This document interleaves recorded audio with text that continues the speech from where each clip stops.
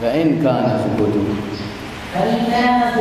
رغبة في الدنيا وطمعا بالله والمال ويخفى عنه إذا أمر أو نهى سقطت منزلته. هذا اللي هو يسمونه المداهنة. يعني عندنا مداهنة وعندنا مجاملة. المجاملة هذه التي تحصل مثلا أنك من باب الاحترام تجامل الكبير في السن. يعني أحيانا مثلا كبير في السن يأتي بكلام خطأ تعمد أو غلط، من باب الاحترام تجامل، لكن في كلام عادي ليس في الدين، ليس في منكر، عن معلومة خبر هذه أنت تعرفها أنها خطأ، الصحيح كذا، من باب الاحترام تسكت أنت، من باب الأدب، هذا يسمى مجاملة. لكن متى تكون مداهنة؟ مداهنة عندما يكون خطأ، يعني عندما ما ليس الخطأ حتى في المجاملة، عندما يكون مثلا في أمر في الدين ترتب عليها عواقب فتسكت. فضرب لك مثل هنا قال كما إذا خشيت على نفسك أنك بتسقط منزلتك. هو حاصل في وقتنا هذا وعصرنا.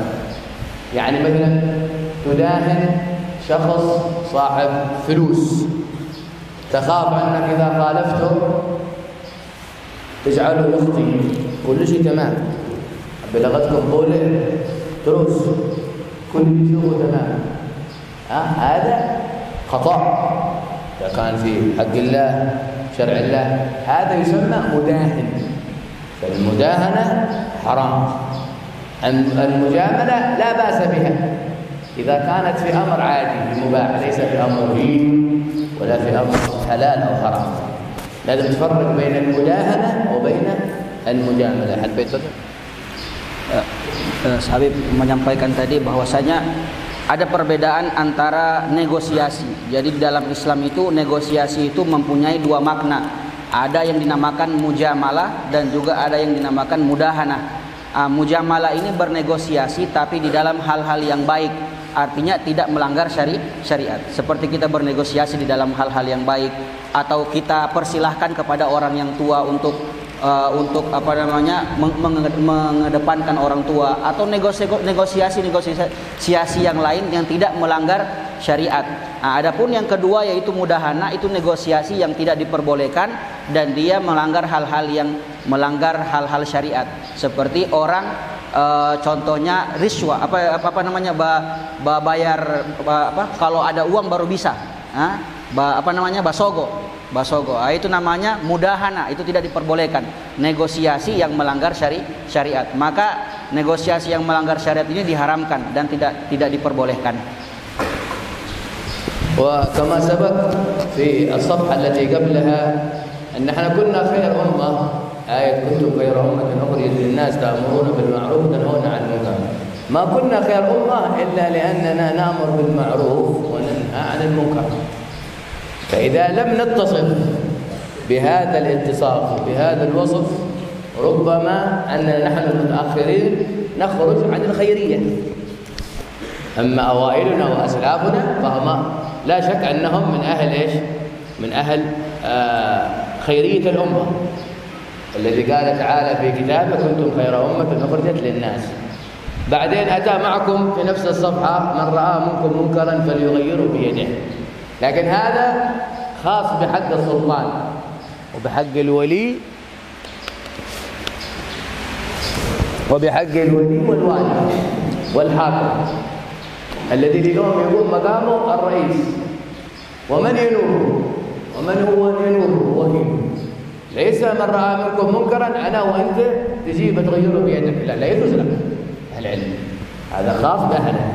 فإن لم يستطع فبلسانه، هذا ربما أنت تستطيع، بحيث أنك إذا لم تخشى على نفسك الهلكة، يعني إذا نصحته لن يضربك أو يعتدي عليك أو يقتلك. هنا السكوت أثم. من رأى منكم منكرا فلغير، هذا خاص كما قلنا بالسلطان والحاكم. فإن لم يستطع فبلسانه اللي هو أنا وأنت، لكن شرط أن لا تخشى على نفسك الهلكة فتأمر. عندما تسكت ما في خوف ما في تسكت، هنا تدخل في الإثم والحرج الذي ذكره في كلمات الحداد. طيب قال فإن لم يستطع خفت على نفسك الهلكة فيضربك فيعتدي عليك فبقلبه. كيف فبقلبه؟ فبالدعاء له، أن تدعو له بالهداية والصلاح، تدعو الله. أما أنا لا دخل، لازم هنا تدخل في الحرج، لأنه من لم يهتم بأمر المسلمين فليس منهم كما جاء في الأثر. Kemudian dalam kita ini adalah umat yang seperti Allah Subhanahu wa taala firmankan di dalam Al-Qur'an, kalian itu adalah sebaik-baik umat, kuntum khaira ummatin ukhrijat linnas, yang keluar kepada manusia untuk memerintahkan kebaikan dan melarang hal-hal yang buruk, dan dengan begitu kita menjadi sebaik-baik umat. Adapun kita sebagai umat, kita diwajibkan untuk berdakwah. Tapi berdakwah ini harus dalam bijak, harus kita menjadi orang yang bijak. Bagaimana? Seperti Nabi SAW sabdakan, itu barang siapa yang melihat kemungkaran dari kalian, maka rubahlah dengan tangannya. Bagaimana maksudnya rubahlah dengan tangannya di sini? Di sini tidak semua orang bisa merubah kemungkaran dengan tangannya langsung. Artinya tugas siapa yang merubah kemungkaran itu dengan tangan? Yaitu tugas Tugas sultan, tugas penguasa. Ya, mereka bisa mengubah kemungkaran, memberhentikan kemungkaran dengan tangannya. Kalau seperti kita dengan di level yang kedua, seperti fa'ilam yastati fabi lisani. Maka kalau tidak bisa, maka rubahlah dengan lisannya. Seperti kita para ulama talibul ilm belajar, maka kita sampaikan dengan lisan. Kita sampaikan dengan lisan. Adapun yang kalau sudah tidak bisa kita sampaikan dengan tangan, tidak bisa dengan lisan juga tidak bisa, maka wasilah terakhir kita yaitu dengan hati. Harus ada rasa benci ketika melihat orang-orang membuat kemungkaran. Tidak boleh kita tidak ada rasa benci, karena kata Nabi sallallahu alaihi wasallam, man lam yahtam bi amril muslim falaysa minhum. Orang yang tidak bi amril muslimin falaysa minhum. Barang siapa yang tidak mau mengurusi perkara-perkara orang muslim, maka bukan dari golongan Nabi sallallahu alaihi wasallam. Maka harus ada itu di setiap diri kita masing-masing. Wa qala alaihi salatu wassalam, ya ayyuhan nas muru bil ma'ruf wanhaw 'anil munkar. Limadha ya Rasulullah? Qala min qabli an tad'u fala yustajab lakum. واقعنا هذا حالنا اليوم، ندعو ولا يستجاب لنا لأننا لم نأمر بالمعروف ولم ننهى عن المنكر. كل يقول لا تحزن ما تهدي، كل يهتم بمصلحته ولا تهم مصلحة أخوه المسلم. إن شاء الله يكون من أهل الجنة ولا من أهل النار. وقبل أن تستغفروا فلا يغفر لكم، بمعنى أنه هنا حتى الاستغفار العاد يفيد، مع أنه بينما الحق سبحانه وتعالى يقول في القرآن وما كان الله معذبهم وأنت فيهم وما كان الله معذبهم وهم يستغفرون. لكن ما دام نحن لا نأمر بالمعروف ولا ننهى عن المنكر فلا يستجاب لنا إن أكثرنا الاستغفار وإن دعونا أكثرنا الدعاء، مع أن الحق سبحانه وتعالى يقول في القرآن ادعوني أستجب لكم. Dan juga di zaman-zaman seperti ini kita harus memperbanyak dakwah, mengajak kepada yang baik dan melarang kepada hal-hal yang buruk.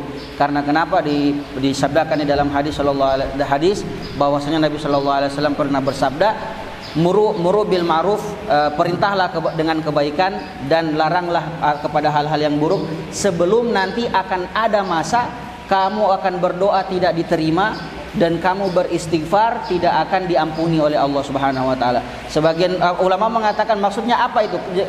Apa itu maksudnya berdoa tidak diterima? Artinya sebagian ulama mengatakan maksudnya itu sebelum datang nanti waktu kamu berdakwah, orang-orang sudah tidak mendengar lagi dakwah kalian. Habib bilang tadi seperti sekarang ini. Seperti kita sekarang ini, semakin sedikit orang yang mau mendengar dakwah Islam, semakin sedikit orang yang mau kalau ada pendakwah itu senang. Semakin sedikit orang yang mau menerima pendakwah. Bukan seperti dulu orang menyambut dengan kebaikan. Sekarang setengah mati, sedikit. Karena kenapa? Seperti hadis tadi. Dan selama masih ada pendakwah, selama masih ada memerintahkan tentang kebaikan dan melarang tentang keburukan, Allah Subhanahu wa taala akan menjaga satu daerah tersebut. Seperti di dalam firman Allah, "Wa ma kana Allahu liyu'adzibahum wa anta fihim." Dan tidaklah engkau bersama mereka wahai Muhammad selama dan tidaklah Allah akan mengazab mereka selama engkau bersama mereka yang Muhammad. Wa ma kana Allahu mu'adzibahum wa hum yastaghfirun, dan tidaklah Allah menyiksa mereka selama orang-orang tersebut atau mereka beristighfar kepada Allah Subhanahu wa taala. Wa qala aidan fil ayah, wa idza sa'alaka 'ibadi 'anni fa inni qarib ujibu da'wata ad-da'i idza da'an. Lakin ايش اللي يمنع عدم الامر بالمعروف والنهي عن المنكر. Begitu juga Allah bilang, wa idza sa'alaka ibadi anni fa inni qarib. Jikalau hambaku bertanya kepadamu, maka katakan wahai Muhammad, saya ini dekat. Ujibu da'watad da'i idza da'an. Kata Allah, saya akan mengijabah doa-doa jikalau orang-orang berdoa kepadaku. Ijabah di sini maksudnya apa? Ijabah di sini selama mereka masih memerintahkan kebaikan dan masih melarang keburukan. Kalau masih ada orang-orang seperti itu di sana, maka Allah masih menerima doa mereka. Tapi kalau sudah di satu tempat, tidak ada lagi orang yang menyeru kepada kebaikan dan tidak ada lagi orang yang melarang kepada kemungkaran, maka orang-orang di situ kalau berdoa sama Allah, Allah tidak akan terima. اليوم ربما أنه أصبح العكس، نسأل الله العفو والعافية والمعافاة الدائمة في الدين والدنيا والبرزخ والآخرة. أصبح أمر بالمنكر ونهي عن المعروف قد يصل في بعض الحالات. Sekarang kita terbalik. Kadang kita sudah melihat sekarang kemungkaran seperti kebaikan dan kebaikan seperti kemungkaran. Waliyadzubillah. Mudah-mudahan Allah menjaga kita semua. ولأجل ذلك كما تقدم معكم من قبل أفضل الجهاد كلمة حق عند سلطان جائر لا تخاف إلا لومة لائم. تجسد في إمامنا الإمام أحمد بن حنبل، تجسد في إمامنا الإمام الشافعي، تجسد في إمامنا الإمام أبو حنيفة، تجسد في إمامنا الإمام مالك، كانوا لا يخافون في الله لومة لائم. Oleh karenanya Nabi SAW mengatakan afdalul jihad, sebaik-baik jihad bagi seseorang itu adalah mengatakan kebenaran kepada sultan, kepada kekuasaan yang sombong. Dan ini semua terbukti pada ulama-ulama kita. Mereka tidak menakuti, tidak takut sama sekali untuk berdakwah kepada orang-orang tersebut, kepada bahkan raja-raja seperti Imam Abu Hanifah, seperti Imam Syafi'i dan Imam Malik dan semua ulama-ulama tersebut. Mereka tidak pernah takut ketika mereka menyebarkan dakwah kebenaran dan menyampaikan dari Allah Subhanahu wa taala. وأسلافنا على أبي علوي أيضا كانوا لا يخافون في الله لومة لائم. فعلى سبيل المثال وعلى سبيل الذكر لا على سبيل الحصر سيدنا الإمام عبد الله بن عمر بن يحيى. Para salaf kita juga seperti itu. Mereka juga kalau berdakwah tidak takut sama sekali, tidak takut mengatakan kebenaran. Seperti dicontohkan seperti ulama kita Abdullah bin Umar bin Yahya. Kana fi waqtihi imaman لآل أبي علوي في وقت من الأوقات في حقبة من الزمن كان هو إمام آل أبي علوي. Pada zaman tersebut dia salah seorang imam dari kaum Bani Alawi. وقد سئل وأفتى بفتوى والفتوى لم تعجب السلطان والحاكم في ذلك الحقبة. Dan beliau pernah mengeluarkan sebuah fatwa yang mana fatwa tersebut tidak disukai oleh sultan, para raja-raja pada saat itu. وهو أفتى بما جاء به الكتاب والسنة وبما هو حلال وبما هو جائز وحرم ما هو حرام في تلكم السؤال وتلكم الفتوى. Sedangkan beliau walaupun para sultan-sultan tersebut tidak menyukai fatwanya, dia terus berfatwa dengan apa yang diajarkan dan dengan apa yang diharamkan dan dengan apa yang dihalalkan. فلم تعجب السلطان في ذلكم الزمان وأرسل رسوله إليه أن يحذره أن يتراجع عن الفتوى. أن ينقض فتواه هذه ويريد أن يفتي فتوى تعجب هوى السلطان، يعني يبحث لنا عن قول آخر في المذهب، تحايل على دين الله، فرفض ثم رجع مرة أخرى وهدد بالقتل أو بالحبس ثم بالقتل إذا لم يتراجع عن فتواه. Kemudian sultan ini, raja ini karena tidak senang maka dia mengutus, dia punya utusan kepada Habib tersebut dan dia bilang suruh dia itu berhenti dari fatwanya. Nah, kalau tidak berhenti nanti akan dapat siksaan dari dia. Tapi beliau menolak, masya Allah, tidak peduli. Akhirnya kedua kali diutus, maka diancam Habib tersebut untuk dibunuh. Kalau tidak mau berfatwa dengan sesuai apa yang dimau sultan, dia akan dibunuh. فأوجز من نفسه خيفة فذهب واستشار أمه. الأم وما أدراك ما الأم، وهو عنده إيمان بالله لكن قال أحسن أرجع إلى أمي وأستشير، وما خاب من استشار وما يقال. Kemudian ketika ada ancaman untuk dibunuh tadi, beliau sedikit ada rasa ragu tentang hal tersebut. Maka kemudian beliau pergi kepada ibunya untuk bermusyawarah kepada ibunya apa yang harus dia lakukan karena sudah ada ancaman kepada sultan itu. انظر للأمهات القادة في ذلكم العصر. اليوم لو نحن حصل لنا ربع العشر كما هذا الموقف وليس حتى ربع، بتقول لكم لا شو هذا الرئيس وهذا الحاكم هذا السلطان أحسن جامله أحسن لاهنه أعطيه على ما أبغى. لكن ماذا قالت له أمه؟ كيف أتتك الشهادة إلى بيتك؟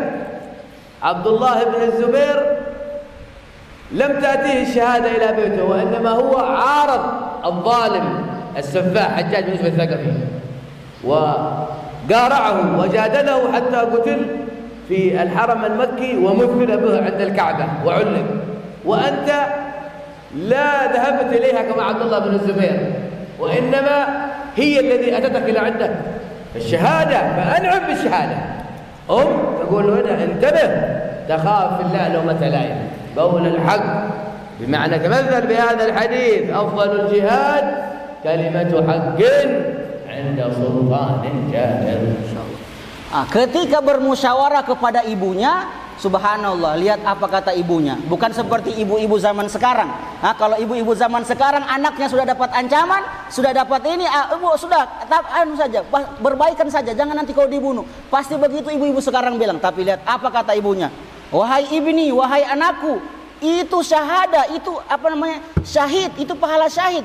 Dia datang kepadamu, sedangkan Abdullah bin Zubair saja sahabatnya Nabi SAW, dia tidak syahadat itu tidak datang kepada dia, dia mencari syahadat. Ini syahadat datang kepada kau, artinya kemuliaan mati syahid ini datang. Kalaupun mereka mengancam kau dibunuh, sebenarnya kau yang menang, bukan mereka yang menang. Kau harus tetap laksanakan apa yang Allah perintahkan. Karena seperti yang Nabi sallallahu alaihi wasallam sabdakan, afdalul jihadi kalimatu haqqin inda sultanin jair. Maka ibunya tetap dengan pendiriannya, masya Allah, luar biasa, menyemangati anaknya agar supaya terus menjalankan amanah Allah Subhanahu wa taala. ثم قال وسئل صلوات الله وسلامه عليه وعلى آله من خير الناس، وهي الآن منهج لك وطريقة ومسلك، تريد أن تكون خير الناس، قال في الحديث أتقاهم للرب، هذه الأولى. الثانية وأوصلهم للرحم. الثالثة وآمرهم بالمعروف وأنهاهم عن المنكر. إذن هذه ثلاثة أمور. إذا كنت تريد أن تكون خير الناس ولما تكون خير الناس بمعنى أنك أفضل الناس، ولما تكون هكذا بمعنى أنك في أعلى فراريس الجنان مع النبيين والصديقين والشهداء والصالحين وحسن أولئك رفيقا. Kemudian dikatakan di sini, bagaimana jikalau kita ingin menjadi sebaik-baik manusia? Sebaik-baik manusia maka dengan 3 perkara. Yang pertama yaitu dengan paling bertakwa kepada Allah Subhanahu wa taala. Kemudian yang kedua dengan menjalin tali silaturahmi, dan ketiga dengan mengajak kepada kebaikan dan melarang kepada keburukan. Dengan 3 ini kita menjadi orang-orang pilihan. Nah, kalau kita menjadi orang-orang pilihan, kita dicintai oleh Allah Subhanahu wa taala, dan jikalau kita dicintai oleh Allah Subhanahu wa taala, kita akan diberikan oleh Allah Subhanahu wa taala surga Firdaus yang paling tinggi insyaallah. Kama huwa ma'ruf at-taqwa. La siyama anta talib al-ilm. At-taqwa lil-muslim biwajhin 'am, wa li talib al-ilm biwajhin khas. Kayf talib ilm ma yattaqi Allah? La naf'a wa la khaira fi 'ilmihi. Begitu juga tentunya kita ini kalian sebagai thalibul ilm. Takwa itu wajib kepada semua manusia secara umum. Tapi kalian sebagai thalibul ilm, takwa itu double dia punya kewajiban kepada kalian. Bagaimana mungkin thalibul ilm tapi tidak bertakwa kepada Allah Subhanahu wa taala? والتقوى كما هي معروفة الامتثال بما به الله به أمر والاستجار والانتهاء عما نهى عنه وزجر. Sedangkan takwa secara umum definisinya adalah mengerjakan semua apa yang diperintahkan oleh Allah Subhanahu wa taala dan meninggalkan seluruh apa yang dilarang oleh Allah. لكن عرفها باب مدينة العلم سيدنا علي بن أبي طالب عليه السلام. Kemudian Sayyidina Ali bin Abi Thalib, Sayyidina Ali bin Abi Thalib, Madinatul Ilm, pintunya ilmu, kemudian mengartikan takwa itu seperti apa? ما هي التقوى يا إمام؟ قال في 4 كلمات أو 4 جمل. الخوف من الجليل. Kemudian beliau mengatakan, Sayyidina Ali mengatakan takwa itu adalah yang pertama yaitu takut kepada Allah. والعمل بالتنزيل. Dan mengamalkan seluruh apa yang di dalam Al-Quran. والرضا والقناعة بالقليل. Dan ridha dan merasa cukup dengan apa yang kita dapat walaupun itu sedikit. والاستعداد ليوم الرحيل. Dan mempersiapkan diri kepada hari kita nanti, tujuan kita nanti yaitu hari kiamat. قال القائل تقوى إله العالمين فإنها. Takwa kepada Allah Subhanahu wa taala sang pencipta, bertakwalah kepada Allah Subhanahu wa taala karena takwa itu izzun wa hirzun fid dunya wal marji'i, adalah sebuah kemuliaan di dunia dan di akhirat nanti. Fiha ghinad darain fastamsik biha. Di dalam ketakwaan itu ada kekayaan di dunia dan di akhirat, maka peganglah. Walzam tanal ma tashtahihi wa tad'i. Dan selalulah dengan ketakwaan engkau akan mendapatkan apa yang kau inginkan dan apa yang kau ingin capai. Sayyidi al-Jadd al-Imam al-Habsyi yaqul fi qisiratihi al-'asma, "'alaykum bi taqwallah, minha tazawwadu bi zadin, fa taqwallah min ashrafil zad." Imam Ali mengatakan, Imam Ali Al-Habsyi mengatakan dalam kasidahnya bahwasanya wahai hendaknya kalian bertakwa kepada Allah Subhanahu wa taala karena takwa adalah sebaik-baik bekal yang akan dibawa manusia. Wa hadha tadmin ma'na ayat Quran wa tazawwadu fa inna khairaz zadi taqwa wattaquni ya ulil albab. Dan ini sebagai arti juga yang difirmankan oleh Allah di dalam Al-Quran, dan berbekallah karena sebaik-baik bekal adalah ketakwaan kepada Allah. Qala fil Quran man yattaqillaha yaj'al lahu makhrajan wa yarzuqhu min haitsu la yahtasib. Di dalam Al-Quran dikatakan dan barang siapa yang bertakwa kepada Allah, Allah akan berikan dia jalan keluar dan Allah memberikan rezeki dari arah yang tidak disangka-sangka. والإمام الحداد يقول عليك بتقوى الله في السر والعلن، لكن لابد في السر والعلن، قدم السر قبل العلن. Imam Haddad mengatakan juga dalam kasidahnya, hendaknya engkau bertakwa kepada Allah Subhanahu wa taala dalam kesendirianmu dan dalam di banyak orang. نعم قال في الحديث وسئل صلوات الله عليه من خير الناس فقال أتقاهم للرب وأوصلهم للرحم. قال في الحديث ليس الواصل بالمكافئ إنما الواصل إذا قطعت رحمه وصلها، يعني إذا قطعوهم هو يروح يوصلها. لا هو والله إذا سلم عليه سأسلم عليه، إذا صافحنا سأصافحه، إذا زارنا سأزوره، إذا عزمنا سأعزمه. إذا أتى إلي سآتي إليه، إذا كلمناك أكلمه، إذا ضحك لي بأضحك له. لا، الحديث قال ليس الواصل، أنت لست واصلا، ليس الواصل بالمكافئ، إنما الواصل إذا قطعت رحمه وصلها. جعلني الله وإياكم منهم إن شاء الله بمحض التوفيق منهم. Kemudian yang kedua tadi, orang sebaik-baik manusia adalah yang menyambung silaturahmi. Kata Nabi Shallallahu Alaihi Wasallam, "Laisal wasil bil mukafi." Bukan orang yang menyambung silaturahmi itu bil mukafi. Apa itu mukafi? Mukafi itu adalah orang kalau dia yang bilang begini, kalau dia baik saya baik dengan dia, kalau dia buruk saya buruk juga, tergantung sikapnya orang. Itu namanya mukafi. Itu bukan penyambung silaturahmi kata Rasul. Tapi siapa orang yang menyambung silaturahmi dikatakan itu? Dikatakan menyambung silaturahmi seperti apa? Orang yang menyambung silaturahmi itu adalah orang man idza qutiyat rahimuhu wa sholaha. Orang yang jikalau orang putus silaturahmi dengan dia yang langsung pergi menyambung. Orang tidak mau berdekatan dengan dia langsung pergi berdekatan sama orang. Ini orang-orang yang menyambung silaturahmi. Adapun orang-orang yang bilang kalau dia baik sama saya akan baik, kalau dia tidak baik saya juga tidak baik, terserah dia punya niat. Ini bukan orang-orang yang menyambung tali silaturahmi. Mudah-mudahan Allah menjadikan kita orang-orang yang menyambung tali silaturahmi. والرحم قد شق الحق سبحانه وتعالى لها من اسمه. قال بما معنى الحديث فمن وصلك فقد وصلني ومن قطعك فقد قطعني. Dan rahim itu adalah salah satu sifat dan nama Allah Subhanahu wa taala. Kemudian di dalam hadis qudsi Allah Subhanahu wa taala juga menyebutkan barang siapa yang menyambung silaturahmi berarti dia sudah menyambung silaturahmi denganku, dan barang siapa yang memutus silaturahmi sesungguhnya dia telah memutus silaturahmi denganku. Ja'a an-nahy fi ayatil Qur'an bima ma'na al-ayah faqul in asaytum an tawallaytum an tufsidu fil ard wa tuqsidu arhamakum. Kayf? Yani la iman wala عمل مقبول مع قطيعة الرحم. قالوا أنه قاطع الرحم لا يقبل عمله في بعض الآثار، وفي بعض الليالي يغفر إلا لمدمن خمر وقاطع رحم ومسبل إزاره متعمدا وغيره. بعض الليالي كليلة نصف شعبان والليالي الغامضة. فلتنبه لهذا الأمر وقد فشاه وعمت به البلوى، ولا تجد هذه الأيام وهذا الوقت إلا ما رحم ربك أرحام متواصلين متحابين، فينبغي التنبه له، فلا بركة لا في علم ولا في عبادة ولا غير ذلك. نسأل الله التوفيق والعافية.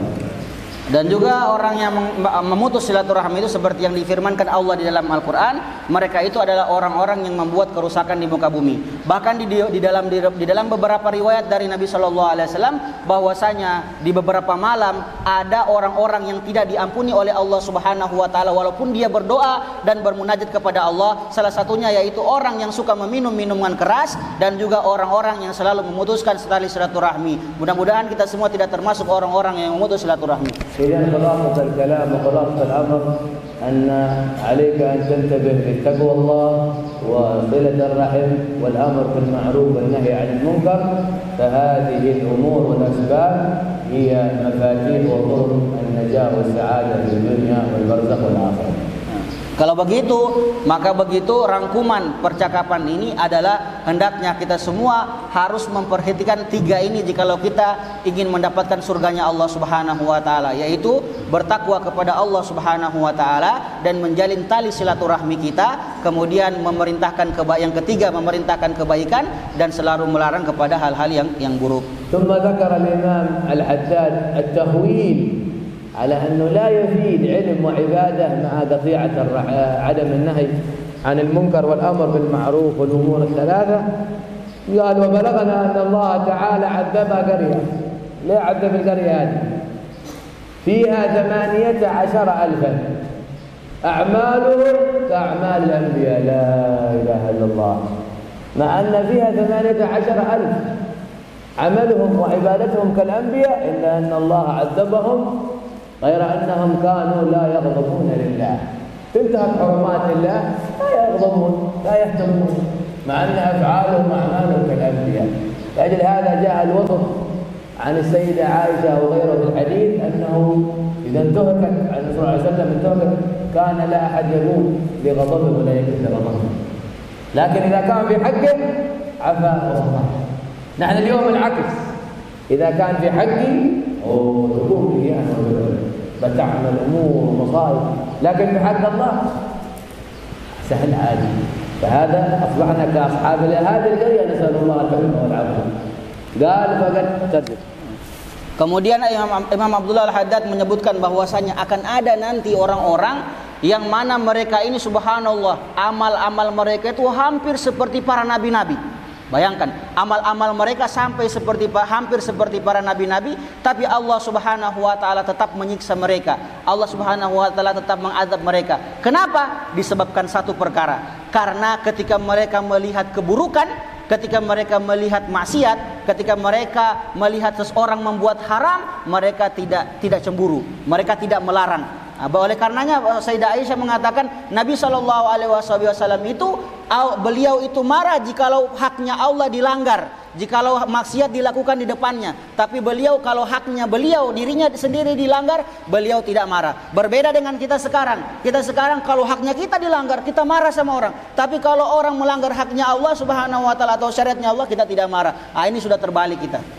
قال فقد تبين واتضح أن الأمر بالمعروف والنهي عن المنكر لا رخصة لأحد في تركهما، لكن ما هو القيد؟ عند القدرة والإمكان. ما دام حصلت لك القدرة والإمكان فلا تضيع الأمر بالمعروف والنهي عن المنكر. أما متى ما انتفت القدرة والإمكان كما قلتكم سابقا وخفت الهلك على نفسك فهنا لا حرج في ذلك ولا بأس بذلك. Maka kita mengetahui bahwasanya tidak ada kelonggaran untuk melakukan amar ma'ruf dan nahi mungkar. Artinya kita wajib bagi kita semua untuk mengerjakan amar ma'ruf dan nahi mungkar. Akan tetapi dengan dua kaidah, yaitu dengan semampunya kita, dengan apa yang kita mampu dan aman diri kita dari keburukan yang lain. Kalau dua ini terpenuhi, maka kita itu tetap wajib memerintahkan amar ma'ruf nahi mungkar. Adapun kalau dua ini tidak terpenuhi, maka kita menjadi uzur. بالتفسير داعي للتطويل والتكرار، لكن حتى إذا خفت على نفسك تحصل على أجر عظيم الله جزيل.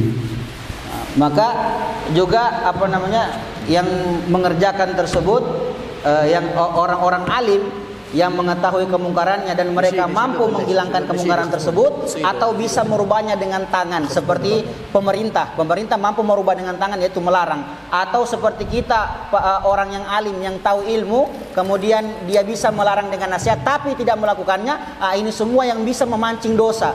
Jadi bagi orang yang mampu untuk melarang kemungkaran, wajib bagi dirinya untuk melarang kemungkaran tersebut. Mudah-mudahan Allah Subhanahu wa taala mencegah kemungkaran dan mencegah bala dari kita semua. Amin ya rabbal alamin.